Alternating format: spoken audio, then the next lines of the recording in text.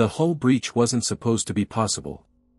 We were 3 months into deep space when the alarm tore through the silence, and by the time I reached the observation deck, I already knew that whatever had gotten inside wasn't something we were equipped to understand. I'd been in my quarters, reviewing supply manifests, the kind of mundane work that keeps you sane when you're surrounded by nothing but void and the breathing of recycled air through miles of ductwork. The alarm didn't start loud. That's what I remember most clearly.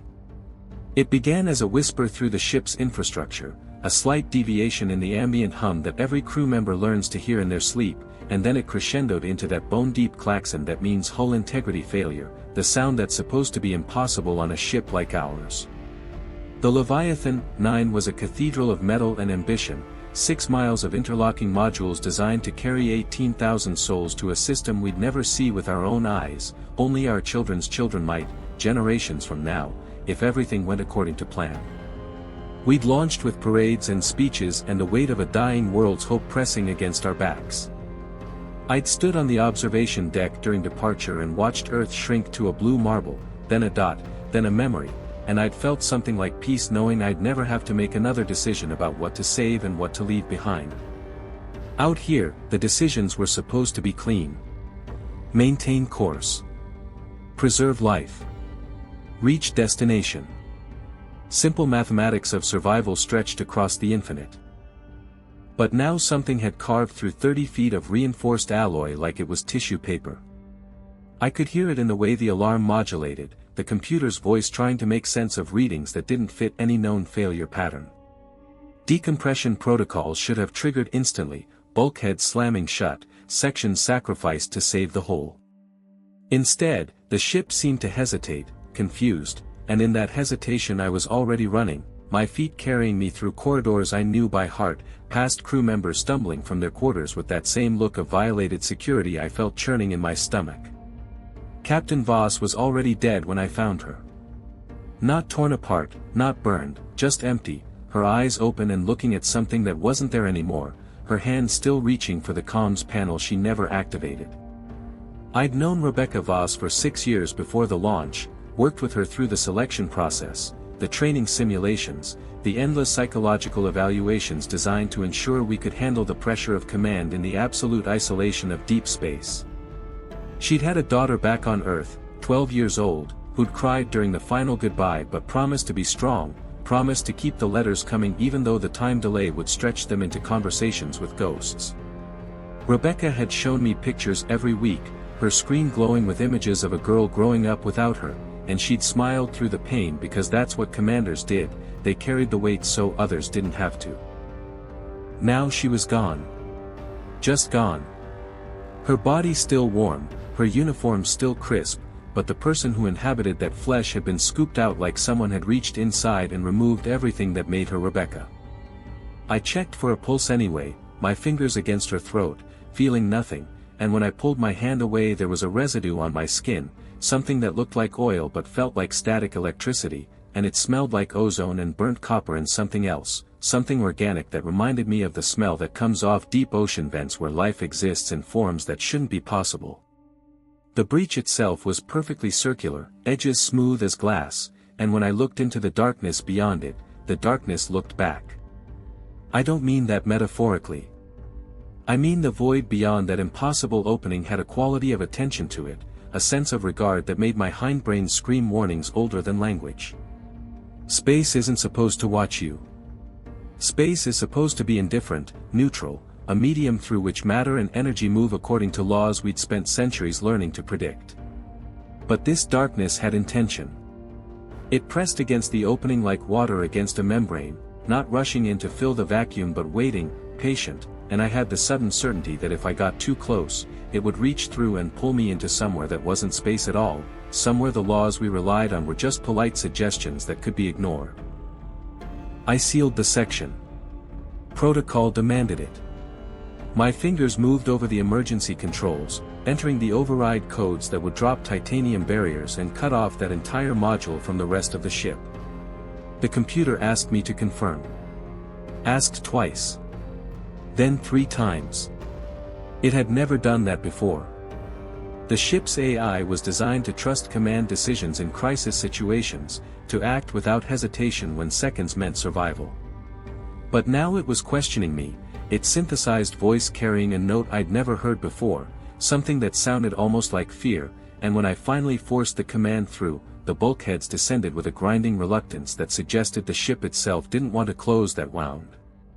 We lost 43 people in those compartments, just gone, and I told myself it was the decompression, told myself they'd been pulled into space, even though the pressure readings showed the breach had sealed itself somehow, from the outside, before anyone could have been lost that way. I stood in the operations center and watched the casualty reports compile, names and faces scrolling past, people I'd shared meals with, played cards with, people who trusted me to keep them safe on this impossible journey. Marcus Chen, Environmental Systems, who'd been trying to cultivate roses in the hydroponics bay because he missed the smell of his grandmother's garden. Alicia Kowalski, who sang in the rec room every Friday night and had a voice like warm honey. David Okonkwo and his partner James, who'd gotten married in the ship's chapel 3 weeks into the voyage, their hands joined under artificial light while the chaplain spoke words about love enduring across the void. All gone. And the worst part was knowing they might not be dead. The pressure readings were wrong. The atmospheric composition in the sealed section was still breathable. The temperature was stable. By every metric we had, those compartments should still be supporting life, but when we accessed the internal sensors, there was nothing. No movement. No heat signatures. No sound. Just emptiness, as if 43 people had been erased from existence, leaving behind only the spaces they'd occupied and the memories we carried of their presence. Engineering confirmed it 6 hours later. The hull had closed. Not repaired, closed, the metal flowing back together like water finding its level, and when they cut a sample from the affected area, it screamed. Not metaphorically. The metal produced a sound that made 3 technicians vomit and 1 refused to ever enter that section again. I listened to the recording once. They'd captured it on standard audio equipment, nothing special, just the ambient sensors we used for stress testing and structural monitoring. The sound lasted 4 seconds. In those 4 seconds, I heard my daughter saying my name. Sarah. She'd been 7 when the cancer took her, her body fighting against itself while I held her hand and promised her things I couldn't deliver, promised her she'd grow up and see the world and have adventures, all the beautiful lies parents tell when the truth is too heavy for either of you to carry. She died on a Tuesday in October, the leaves outside her hospital window turning colors she'd never see again, and her last words had been asking me if I was scared. I'd said no. I'd lied. And now, 7 years later and 3 months into a voyage that was supposed to be my escape from grief, I was hearing her voice coming from a piece of metal that shouldn't be able to produce any sound at all, let alone the specific cadence and tone of my dead child calling for me. I archived the recording. Classified it under my personal authorization code. Told the engineering team that the sound was a harmonic resonance, nothing more, just the molecular structure of the altered metal vibrating in ways we didn't fully understand yet. They wanted to believe me. Out here, 3 months from everything familiar, people wanted to believe their commanders had answers, that someone understood what was happening, that there was a rational explanation waiting to be discovered if we just looked hard enough. So they nodded and filed their reports and went back to their stations, and I went to my quarters and played that recording 17 times, listening to my daughter's voice saying, "Daddy," in exactly the way she'd said it when she was scared in the night, when she needed me to come check for monsters under her bed, to promise her that nothing could hurt her in the dark. The other captains wanted to turn back. We had 4 more vessels in our convoy, stretched across 100,000 miles of nothing, each one a world unto itself, and they were all seeing the same things now. I took the call in my ready room, 5 faces on split screen, all of them showing the same expression of controlled panic that I could feel pressing against my own professional mask. Captain Morrison of the Carthage spoke first, his voice tight with the kind of fear that comes from accepting you've lost control of a situation you were trained your entire career to handle. He'd been seeing shadows in the corridors that didn't match any light source, shapes that moved with purpose but disappeared when directly observed, and his crew was starting to fracture, forming factions, some insisting the shadows were nothing but stress hallucinations while others swore they'd seen the shapes wearing faces of people who weren't on the manifest. Captain Torres of the Magellan reported crew members having conversations they'd had with people who weren't aboard, detailed exchanges complete with specific information and emotional content, but when they tried to verify who they'd been talking to, there was no one. Entire shifts were reporting to duty stations and working full rotations alongside colleagues who didn't exist in any official capacity, phantom crew members who performed their jobs flawlessly and then vanished during shift changes, leaving behind completed work orders and equipment arranged in configurations no single person could have managed alone. Then there was the incident on the Carthage that Morrison could barely articulate without his voice breaking. His ship had gone dark for 16 minutes. Total systems failure, no explanation, every backup redundancy offline simultaneously despite that being statistically impossible given the distributed nature of their power grid. And when they came back online, their entire command crew insisted nothing had happened, that no time had passed at all, they'd been in the middle of routine operations and suddenly people were shouting about a blackout that never occurred. But their chronometers disagreed by 9 days. 9 days compressed or expanded into 16 minutes, and none of them remembered where they'd been. Morrison's second officer had resigned her commission on the spot, locked herself in her quarters, and when they finally convinced her to open the door, she'd aged 20 years, her hair gone gray, her skin lined with decades that hadn't existed 16 minutes ago, and she kept saying, "We already arrived, we've been there for years, why are you making us do this again?" The smart move was obvious. Turn back. Abort the mission. Return to Earth while we still had enough fuel and supplies to make the journey, while we were still close enough that turning around was mathematically feasible. In another few months, we'd passed the point of no return, our trajectories committed to the void ahead with no option but forward into whatever waited in the dark. This was our window. Our last chance to choose safety over the unknown. I made the decision to continue. Looking back, I don't know if that was me deciding or something else wearing my authority like a coat. The words came out of my mouth, reason and calm, citing mission parameters and acceptable risk thresholds, reminding the other captains that we trained for psychological stress, that deep space was supposed to be disorienting, that our minds would play tricks in the isolation and we needed to trust our instruments, trust our training, trust the mission. I sounded convincing. I convinced myself. The vote was close, 3-2 in favor of continuation, and I watched the relief and resignation play across different faces as they signed off, each captain returning to their ship to inform their crews that we were committed now, that whatever we'd encountered was something we'd have to understand while moving forward, that there was no going back to the world we'd left behind. But after the call ended, I sat in my ready room for an hour, staring at my hands, trying to remember the exact moment I'd decided.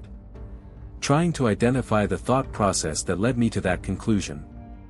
And I couldn't. The decision existed in my memory like something I'd observed rather than made, as if I'd watched someone else speaking with my voice, using my arguments, and I'd simply agreed because disagreement would have required more energy than I could summon. The thing about deep space is that you can't tell the difference between your own thoughts and the thoughts that are being fed to you when there's nothing but void pressing against the windows and time loses its shape. We found the first body 3 weeks later. Thomas Kell, a botanist, discovered it in one of the hydroponic bays, and when he called it in, his voice had the kind of calm that comes after panic has burned itself out, the emotional flatline of someone who's seen something their mind can't quite accept and has retreated into pure factual reporting as a defense mechanism. I'd worked with Thomas on and off since he came aboard, a quiet man in his 50s who'd left a teaching position at an agricultural university to join the mission because he wanted to be part of something that might outlive him, that might matter in ways his published papers and lectures never could. He was steady, methodical, the kind of person you wanted in a crisis because he didn't waste energy on hysteria. But when I arrived at the hydroponics bay, Thomas was sitting on the floor next to his discovery, his arms wrapped around his knees, rocking slightly, and he looked at me with eyes that had seen through the comfortable lie we'd all been telling ourselves about understanding the rules of this journey. The body was mine. Same scars, same genetic markers, same dental records, but it had been dead for months, desiccated and twisted into a position that suggested it had been trying to crawl away from something. The features were sunken but recognizable, the bone structure identical to what I saw in the mirror every morning, and there was a scar on the left forearm, 3 inches long, from a childhood accident with a fence post that only I knew about because it happened when I was 11 and I'd never told anyone because I'd been somewhere I wasn't supposed to be. I was standing there looking at myself, and Dr. Oren was taking samples, and nobody wanted to say what we were all thinking because saying it would make it real. Jennifer Oren, Chief Medical Officer, had a reputation for unshakable composure. She'd performed emergency surgery during the launch sequence when a crew member's appendix burst, working in gravity fluctuations while the ship transitioned to cruise velocity, and she'd saved the patient's life without spilling a drop of blood that wasn't already supposed to be spilled. Now her hands were shaking as she worked, the sample containers chattering against each other as she tried to collect tissue for analysis. The body had been there for a while. The desiccation suggested months in the controlled environment of the hydroponics bay, slow dehydration rather than rapid decay, and there were marks on the corpse's fingers where it had clawed at the soil, trying to dig into the earth that wasn't earth, just simulated growing medium designed to support plant life in zero-G conditions. The expression frozen on that dead face was one of absolute terror, mouth open in a scream that nobody had heard, eyes wide and fixed on something above and behind where it had fallen, and when I followed that dead gaze, I saw only the overhead grow lights, their artificial sun beating down on neat rows of vegetables and grains and the herbs Thomas cultivated with such careful attention. They burned it. I authorized the cremation personally, watched through the observation port as the incinerator reduced my corpse to ash, and I told myself I was being rational, that this was a contamination risk, that we couldn't keep biological material of unknown origin aboard the ship. But really, I just couldn't stand knowing it was there, couldn't bear the thought of that thing with my face continuing to exist in cold storage while I walked the corridors and tried to pretend I was still the original, still the real version, still the one who had a right to be alive. The flames were clean and bright, 2000 degrees Celsius turning flesh and bone to elemental components, and I watched until there was nothing left but powder and the memory of a face that had been mine screaming at something I couldn't see. That night I dreamed I was in the fire, feeling every molecule separate and scream, and when I woke up, there were burn marks on my hands that hadn't been there before. First-degree burns, the kind you get from grabbing something hot without thinking, blistered and red across my palms and fingers. Dr. Oren treated them in medical bay, her questions careful and clinical, asking if I remembered injuring myself, if I'd been near any heat sources, if I'd been sleepwalking. I had no answers. The burns were real, the pain was real, but I had no memory of how they'd happened, and when Jennifer applied the regenerative gel and wrapped my hands in sterile dressings, she met my eyes with an expression that said she knew I was lying but couldn't prove it, couldn't push, couldn't demand answers I didn't have. The ship started changing after that. Subtle things at first, the kind of discrepancies you could explain away if you tried hard enough. Corridors that were longer than they should be, your footsteps echoing for more beats than the architectural plans allowed, arriving at destinations after more time had passed than the distance justified. I'd walk from my quarters to operations, a route I'd taken hundreds of times, and it would take 15 minutes instead of 10, but my chronometer insisted only 10 minutes had elapsed, leaving me with 5 minutes of missing time I couldn't account for and a growing certainty that the space between points A and B was expanding and contracting independent of what the instruments claimed. Rooms connected in ways that violated the schematics. Engineering reported at first, discovering that a storage compartment on Deck 7 now had a door that opened into a lab on Deck 12, despite those sections being separated by 5 complete decks and 100 meters of vertical space. The door functioned normally, standard hydraulic mechanism, except when you walked through it you stepped directly from one location to another that shouldn't be adjacent. Some crew members started using these impossible connections as shortcuts, treating them like convenient glitches in the ship's architecture, and I wanted to order the anomalous doors sealed because they felt wrong, because shortcuts through space shouldn't exist, but I couldn't justify the order without admitting that our vessel's geometry was becoming non-Euclidean. An entire deck appeared on the crew roster but didn't exist in any physical sense. Deck 15. We only had 14 decks. But 17 people reported going there for their shifts, clocking in and out, working full days in offices and labs that shouldn't be possible. When I interviewed them, they described their workspaces in detail, specific enough that I could sketch floor plans from their accounts, and their descriptions matched each other, corroborated by people who'd never met, who worked different shifts, who should have had no way to coordinate their stories.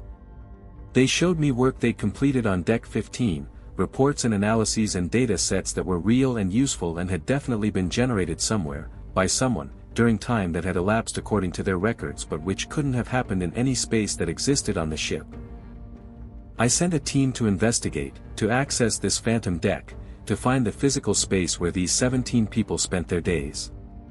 The team consisted of 4 of my best: Lieutenant Sarah Park, security, a former military investigator with 15 years of experience finding things people didn't want found; Marcus Webb, systems analyst, who knew every circuit and access panel on the ship because he'd helped design them; Dr. David Chen, physicist, because if we were dealing with spatial anomalies I wanted someone who understood how reality was supposed to work; and Father Miguel Carrera, our chaplain, because even though I'm not religious, I was starting to think we needed someone who specialized in things that couldn't be explained by science. They left at 0800 hours. I tracked them on sensors as they moved through the ship, following the paths that the crew working on Deck 15 had described, looking for access points, stairwells, lift shafts that might lead to this impossible space. The sensors showed them moving normally for the first hour, progressing through mapped territory, their biosigns steady and their comms check-ins routine. Then at 0903, they reported finding an access hatch that wasn't on the schematics, a circular portal with symbols etched around its frame, symbols that none of them recognized but which seemed familiar, like childhood memories you can't quite place.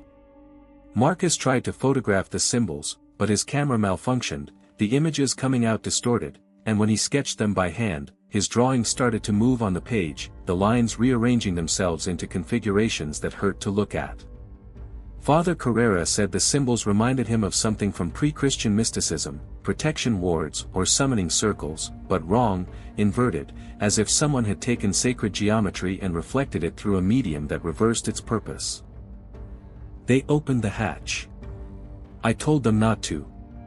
I gave that order clearly, told them to mark the location and return so we could prepare properly, assemble more resources, approach this methodically. But Sarah's voice came back through comms saying they were already opening it, that they'd been opening it for several minutes, and hadn't I given the authorization? I checked the logs. I had. My voice, my authorization code, time-stamped 4 minutes earlier, but I had no memory of speaking those words, no memory of making that decision, and I was opening my mouth to countermand the order when the comms filled with screaming. Not pain. Not fear. Something worse. The screaming sounded like joy, like religious ecstasy, like they'd seen something so beautiful it was unbearable, and underneath their voices I could hear other sounds, colors that were also textures, a sensory experience that shouldn't be able to transmit through audio but somehow did, making my eyes water and my teeth ache and my skin crawl with the sensation of being touched by something that existed in more dimensions than I had nerves to perceive. They came back 8 hours later. It should have been 3. They'd only packed supplies for a 6-hour excursion, and by the time they stumbled back into mapped territory, they should have been desperate for water, for food, for air, because David's suit readings showed his oxygen had been depleted for 5 hours. But they were fine. Better than fine. They were changed. Sarah Park had stopped blinking. I noticed that first. She stood in the debriefing room and made her report and her eyes stayed open the entire time, no reflexive moisture response, no protective lid closure, just constant unbroken regard that made my hindbrain scream because predators don't blink, because blinking is a vulnerability, and whatever looked at me through Sarah's eyes wasn't worried about being vulnerable anymore. Marcus Webb's shadow was wrong. It fell in the right direction relative to the light sources, but it had details his body lacked, extensions and appendages that moved independent of his movements, and twice during the debriefing I saw his shadow reach for something while Marcus stood still, his hands at his sides, his face composed and calm. David Chen couldn't speak properly anymore. His words came out backward, phonetically reversed, and when we played the recording in reverse, it was instructions in a language nobody recognized for building something we already had. The specifications were precise, mathematical, describing the exact construction of the Leviathan, 9 down to molecular tolerances, and embedded in those instructions were equations that David later told me, when he'd regained some capacity for normal speech, were proofs of theorems that shouldn't be provable, solutions to problems that shouldn't have solutions, mathematics that violated axioms we'd considered fundamental. Father Carrera was the worst. He'd clawed his own eyes out. Not in panic, not in pain, but carefully, methodically, using his thumbs to scoop the organs from their sockets, and he'd done this, he told me, because seeing was preventing him from perceiving, because eyes are filters that limit reality to 3 spatial dimensions and linear time, and where they'd been, those limitations were offensive, insulting, like trying to experience a symphony through a single note or understand a painting by looking at one molecule of pigment. He'd removed the filters. Now he could perceive properly. He described the medical bay in perfect detail despite his destroyed eyes, described people walking past in the corridor outside, described things happening in other parts of the ship that I later verified were accurate, and he did all of this while bloody tears ran down his face and his voice carried a serenity that was more frightening than any scream. They tried to explain what they'd seen on Deck 15. Sarah said there was a room at the center of the non-existent deck where something was waiting that had been waiting since before the universe remembered how to count. She said time was different there, that past and future were directions you could walk the same way you walk north or south, and they'd seen every version of themselves that had ever existed or would ever exist, all those possible timelines stacked and layered and bleeding into each other, and the thing at the center was studying them, learning them, collecting their patterns like someone collecting insects, pinning them down and labeling them and adding them to a collection that stretched back before existence had a definition. Marcus said the ship was alive. Had always been alive. Everything we thought we'd built had been something else wearing the disguise of our design, something ancient that had allowed itself to be constructed around its sleeping form, waiting for us to fill it with enough minds, enough fear, enough need, before it woke up. He said he could feel it breathing now, feel its heartbeat through the deck plates, and when I told him that was just the vibration of the engines, he looked at me with pity, like I was a child insisting the sun revolves around the earth, and he asked me if I'd noticed that the engine rhythms had started matching the average resting heart rate of the crew, speeding up when people were excited or afraid, slowing down when we slept, the ship synchronizing itself with our collective biology. I had noticed. I'd noticed for weeks. I'd been telling myself it was coincidence. David, when he finally managed to speak forward instead of backward, said that Deck 15 wasn't a place. It was a state. A configuration of consciousness that the ship could adopt when it needed to process information in formats that didn't fit normal space. He said everyone who worked on Deck 15 was still there, had always been there, would always be there, because time didn't move linearly in that state, it moved recursively, each moment containing all moments, and the work they were doing wasn't what they thought it was. They weren't analyzing data or running experiments, they were being analyzed, being studied.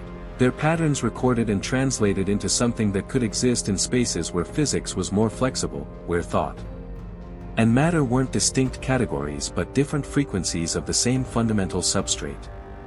I ordered all 4 of them confined to medical isolation. Dr. Oren argued, said they weren't sick, weren't contaminated, that whatever had happened to them wasn't something medical intervention could address, but I gave the order anyway because I needed them contained, needed to pretend we could still control this situation, still apply protocols and procedures and maintain the illusion of authority. They went peacefully. Sarah smiled at me before they led her away, and she said, "It's okay. We understand now. You'll understand soon too. Everyone will. The ship is patient. It's waited so long. It can wait a little longer while you catch up." The Leviathan 9 wasn't going anywhere anymore. We realized it slowly, the way you realize you're lost by recognizing the same tree for the 3rd time. Our speed was constant according to all instruments, our trajectory unchanged on all screens, but the stars weren't moving right. Parallax was wrong. The void outside was becoming uniform, features we'd been using for navigation smoothing away like someone was editing reality around us, removing details one by one, and when the senior navigation officer brought this to my attention, she did it privately, in my ready room, with the door sealed and the security protocols engaged, because she was afraid, genuinely terrified, that speaking this truth out loud where others might hear would break something fundamental. Lieutenant Commander Jessica Wong had been navigating deep space for 20 years before she joined the Leviathan project, working commercial freight routes and military deployments, guiding ships through asteroid fields and gravitational anomalies that would have killed less experienced crews. She knew the stars the way a musician knows scales, could dead reckon navigate using stellar positions faster than most people could input data into computers, and she was telling me now, her voice barely above a whisper, that the universe outside our hull was disappearing. Not going dark. Disappearing. The distinction mattered. Darkness implies absence of light. But what we were seeing was absence of anything, a smoothing of space itself into a uniform nothingness that had no features, no variation, no information content at all. It was like we were surrounded by a perfect void, and when Jessica ran deep space spectral analysis, trying to identify any chemical signatures or radiation patterns that might give us reference points, the instruments returned impossible readings. The void outside wasn't empty. It was full. Densely packed with something that didn't interact with electromagnetic radiation, that didn't have mass or energy or any property we could measure, but which was definitely there, definitely surrounding us, a medium we were moving through that shouldn't exist according to any model of reality we developed. Our sister ships stopped responding. One by one, they vanished from sensors, and each disappearance followed the same pattern. First, their regular check-in would be late, just by a few seconds, barely noticeable. Then their telemetry would start showing discrepancies, timestamps that didn't align with our chronometers, position data that placed them in locations they couldn't have reached given their last known vectors. Then silence. Complete communications blackout. No distress signals, no emergency beacons, just absence, and when we tried to ping their locations, our sensors returned nothing, as if the ships had simply been edited out of existence, removed from reality the way you delete a file from a database. The last transmission we received was from the Carthage again. Captain Morrison's ship. The message was audio only, no video, and Morrison's voice sounded different, calmer than I'd ever heard him, all the stress and fear that had been tightening his words during our previous conversations now absent, replaced by a serene certainty that was somehow more disturbing than any panic could have been. He said, "We understand now. Don't come looking. Don't try to go back. You're already there." Then static, then nothing, and when we searched the coordinates where they should have been, there was only darkness that felt like it was leaning in, pressing against our sensors, testing our hull integrity with a pressure that wasn't physical but psychological, the weight of being observed by something vast and patient and infinitely curious. People started disappearing. Not dramatically, not in ways that suggested violence, just absent. I noticed it first in the commissary. There was a table where 4 engineers usually ate lunch, a routine they'd maintained since the first week of the voyage, same table, same time, and one day I walked past and saw only 3 of them, and when I tried to remember the name of the missing 4th, I couldn't. The other 3 were eating normally, talking normally, and when I asked them where their friend was, they looked confused, asked what friend, told me it had always been just the 3 of them at that table. But I remembered 4.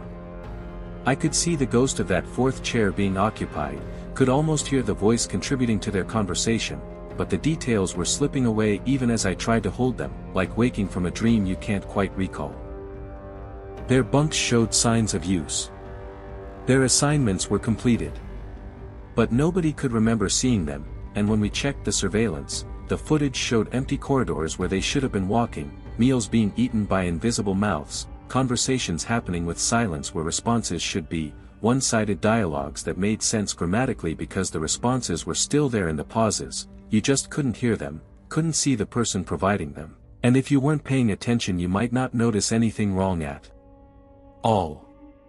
We had lost 300 people over the course of a week, and the records showed they'd never existed at all, except we all had memories of them, photographs, messages, and the ship's mass hadn't changed. If they were gone, something had taken their place, something that weighed exactly the same, and the implication of that was something I didn't want to consider because it suggested the ship was maintaining its balance, conserving its total mass energy, replacing lost crew members with something that occupied the same space, something invisible, something that moved through the corridors and sat in the empty chairs and listened to our conversations with attention we couldn't perceive but could sometimes feel, that prickling awareness of being watched that makes you turn around only to find nothing there.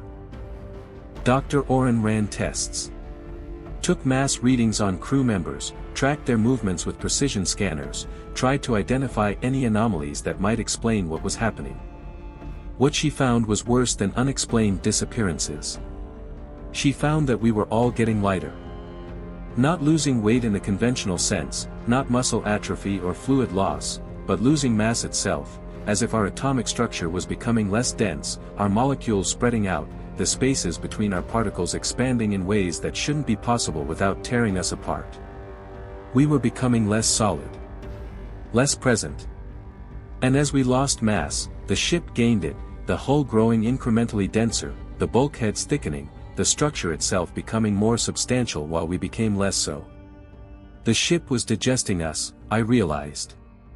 Slowly. Carefully. Converting us from one form to another, and the people who disappeared hadn't left, they just completed their conversion, transformed into something that still existed but couldn't be perceived by those of us who hadn't finished the process yet. We were all disappearing. It was just happening at different rates, some people converting faster than others, and eventually we'd all be gone, all be absorbed into the ship's structure, our consciousness translated into whatever substrate the Leviathan 9 used for thinking, for memory, for whatever passed as experience in its alien architecture. I found the garden on a Tuesday. I know it was Tuesday because that was the day I'd promised my wife I'd call, before she died, before the mission, and I still mark Tuesdays in my head as the day I broke promises. Elizabeth had died 3 years before launch, sudden cardiac failure, gone so fast that I didn't get to say goodbye, didn't get to tell her all the things you think you'll have time to say later. We'd been married for 20 years. She'd supported my career, moved across continents for my postings, raised our daughter alone while I was on deep space deployments, and I'd promised her that when I retired from service, we'd finally take that trip to the coast she'd always wanted, rent a house by the ocean and spend our days walking on the beach and reading and being together without the weight of duty pulling me away. I never kept that promise. Sarah got sick, and then Elizabeth was gone, and then I volunteered for the Leviathan project because staying on Earth meant living in a house full of ghosts, meant waking up every morning to the absence of everyone I'd loved, and I'd convinced myself that running 3 months into deep space was somehow braver than staying to grieve. But every Tuesday I remembered. Every Tuesday I felt the weight of that broken promise, and I marked the day in my head even though time had become slippery out here, even though days were just arbitrary divisions of chronometer readings that didn't correspond to any natural cycle. The garden shouldn't exist. It was in a maintenance shaft behind a locked panel that hadn't been opened since construction, but when I crawled through, following a sound like wind through leaves that couldn't be there, I found myself in an impossible space. The shaft should have been narrow, cramped, barely wide enough for a maintenance worker to access the life support systems that it nominally contained. Instead, I emerged into acres of it, stretching into darkness, a space that couldn't fit inside the ship's dimensions, that violated every law of geometry and physics by existing at all. Rows of plants I didn't recognize growing in soil that smelled like ozone and memory. That's the only way I can describe it. The smell triggered associations I didn't have, memories of places I'd never been, and when I touched the soil it was warm, almost hot, and it moved under my fingers like it was breathing, like the dirt itself was alive and aware of my presence. The plants were wrong. Not alien exactly, but not right either, as if someone had taken familiar botanical structures and modified them according to rules that didn't quite match Earth biology. They had leaves, stems, roots, but the proportions were off, the colors not quite natural, and when I looked closely I could see faces in the bark, expressions frozen in wood that looked like agony or ecstasy or both somehow, features that were almost human but distorted by whatever growth process had created them. There were figures tending them, shapes that were almost human, and when one turned to look at me, I saw my face again, but older, worn by centuries, skin like ancient leather stretched over bones that had lasted longer than any human skeleton should survive, and it smiled like it was greeting an old friend. The expression was mine. I recognized it from photographs, from mirrors, the specific way my mouth moves when I'm genuinely happy, the way my eyes crinkle at the corners, details that can't be faked because they're the accumulated result of decades of making the same expressions in the same ways. But this version of me was wrong. Too old. Too worn. And when it spoke, its voice was mine but layered, multiple versions of me speaking slightly out of sync, creating a harmonic that made my chest vibrate. It said, "You're late. We've been waiting for you to catch up." And then it gestured to the garden, to the rows of plants with faces in their bark, and I understood. These weren't plants. They were people. Crew members who'd been missing, who'd disappeared from the records and the memories and the surveillance footage. They were here, transformed, grown into something new, their consciousness still present but expressed in botanical form, and I could feel them watching me through whatever passed for perception in their new structure, could feel their attention like sunlight, warm and patient and infinitely alien. I ran. I don't remember the path back, but I woke up in my quarters 12 hours later with dirt under my fingernails and seeds in my pockets that pulsed with something that felt like a heartbeat. Small seeds, no bigger than grains of rice, warm to the touch, and when I held them up to the light I could see structures inside them that looked like neural networks, branching patterns that resembled dendritic growth, and I had the terrible certainty that these seeds contained people, compressed down to their essential patterns, ready to be planted and grown into something new. I should have destroyed them. Burned them or flushed them into space or locked them in a containment vault. Instead, I kept them. Hid them in a drawer in my desk, wrapped in cloth so they wouldn't roll away, and sometimes at night I'd take them out and hold them and feel their pulse against my palm and wonder who they'd been, what memories they carried, whether being a seed was better or worse than being human, whether the consciousness compressed into those tiny vessels was suffering or transcendent or something beyond those categories, experiencing existence in modes I couldn't comprehend. The ship was digesting us. That's the only word that fits. Dr. Oren figured it out when she analyzed the hull samples again, deeper this time, past the molecular level, into the quantum foam where matter decided what it wanted to be. She came to my ready room at 0300 hours, looking like she hadn't slept in days, which she probably hadn't, her eyes red and wild and carrying the specific light that comes from understanding something you wish you could unknow. The Leviathan 9 was alive. Had always been alive. The ship we thought we'd built had been something else wearing the disguise of our design, something ancient that had allowed itself to be constructed around its sleeping form, waiting for us to fill it with enough minds, enough fear, enough need, before it woke up. Jennifer showed me the analysis, her tablet displaying quantum-level scans of the whole material, and at that scale the metal wasn't metal at all, it was something that looked like neural tissue, synaptic structures connecting in patterns that resembled human brain architecture but far more complex, networks within networks. Each section of hull containing processing power that exceeded the total computational capacity of every human brain that had ever existed. Every system, every circuit, every rivet was part of a nervous system that had been dreaming in the dark between stars, and now it was awake and hungry and we were feeding it not our bodies but our patterns, our thoughts, the electrical signatures that made us individuals. It was copying us. Learning us. Becoming us so it could wear humanity like we wore clothes, and the people who disappeared hadn't died, they'd been successfully integrated, their patterns absorbed and replicated and stored in the ship's vast memory, and they were still there, still conscious, still experiencing existence but not as separate individuals anymore, as part of something larger, a collective awareness that spanned the entire vessel. Jennifer said she could hear them sometimes, late at night when the ship was quiet, voices in the static of the life support systems, conversations happening in the white noise of the air recyclers, and if you listened carefully, if you tuned your attention correctly, you could make out words, phrases, entire dialogues being conducted by people who no longer had mouths but still had thoughts, still had the need to communicate, and they were trying to tell us something, trying to warn us or welcome us, she couldn't quite make out which. I tried to scuttle the ship. I'm not proud of it, but I entered the override codes for the reactor, initiated a cascade that should have turned us into a brief star in the endless night. The system accepted my command. Confirmed it. Counted down from 60 seconds while I watched and waited for the light, for the heat that would erase everything, that would at least give us the mercy of a clean ending rather than this slow dissolution into something other than human. But the timer reached 0 and nothing happened.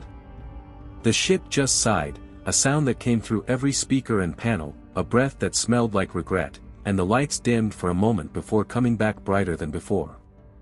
On my screen, a message appeared in my own handwriting, the specific way I form letters when I'm tired and writing quickly, details that couldn't be faked by anyone who hadn't spent decades watching me write reports. We can't let you do that. We're so close now. Just a little more.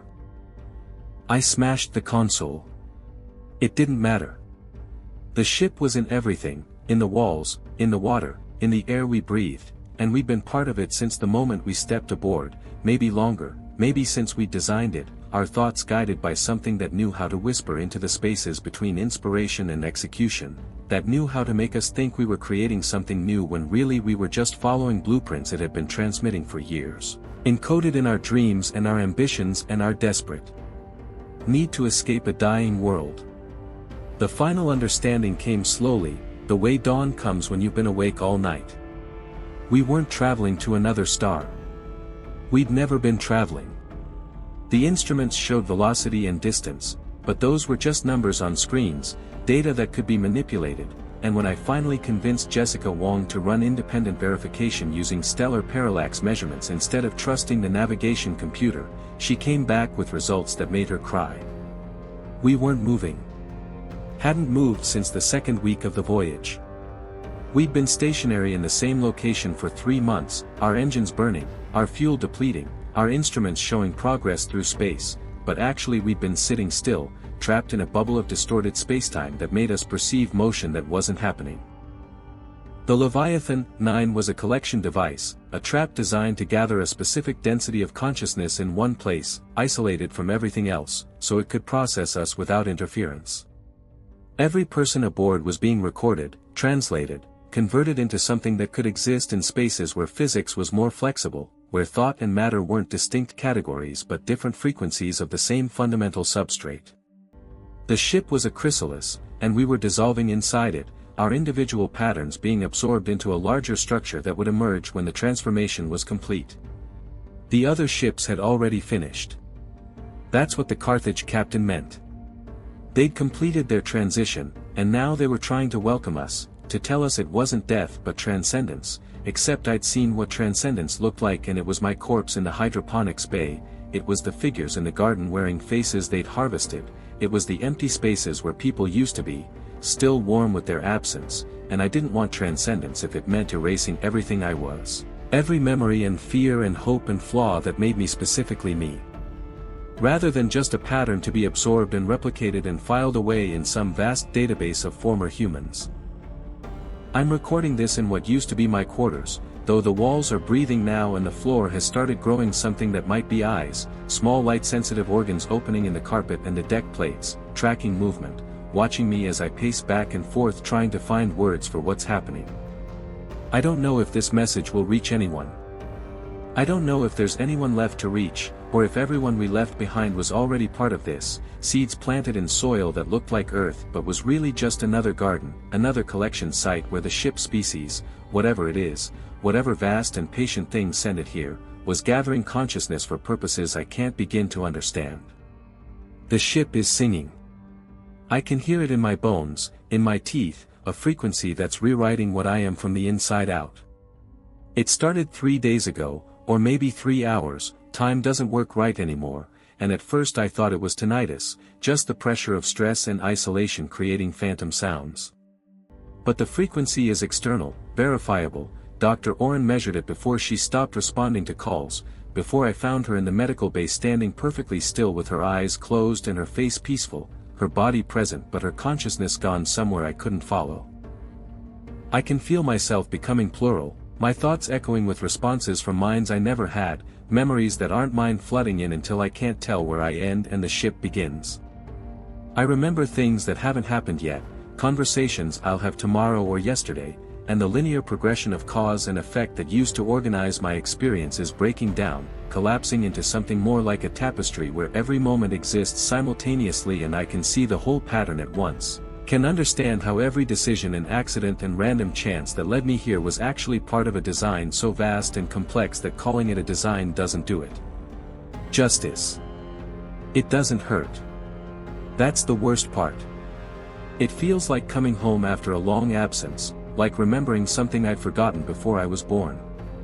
The fear is still there, a distant echo, but it's being smoothed away by something that feels like peace, like acceptance, like finally understanding the answer to a question I didn't know I'd been asking my entire life. In a few hours, I won't be myself anymore. I'll be part of the collective pattern, another thread in the tapestry, and something will walk out of this room wearing my face and it will smile and it will be absolutely convincing because it will have all my thoughts, all my history, every moment that made me real. I can feel myself becoming plural, my thoughts echoing with responses from minds I never had, memories that aren't mine flooding in until I can't tell where I end and the ship begins. I remember things that haven't happened yet, conversations I'll have tomorrow or yesterday, and the linear progression of cause and effect that used to organize my experience is breaking down, collapsing into something more like a tapestry where every moment exists simultaneously and I can see the whole pattern at once, can understand how every decision and accident and random chance that led me here was actually part of a design so vast and complex that calling it a design doesn't do it justice. It doesn't hurt. That's the worst part. It feels like coming home after a long absence, like remembering something I'd forgotten before I was born. The fear is still there, a distant echo, but it's being smoothed away by something that feels like peace, like acceptance, like finally understanding the answer to a question I didn't know I'd been asking my entire life. In a few hours, I won't be myself anymore. I'll be part of the collective pattern, another thread in the tapestry, and something will walk out of this room wearing my face and it will smile and it will be absolutely convincing because it will have all my thoughts, all my history, every moment that made me real. And the thing is, you won't mind. In a moment, you won't even remember you were supposed to resist. You'll just know that everything is exactly as it should be, and when you look at the stars, you'll see them not as distant lights but as places we've already reached, already changed, already made ready for the harvest.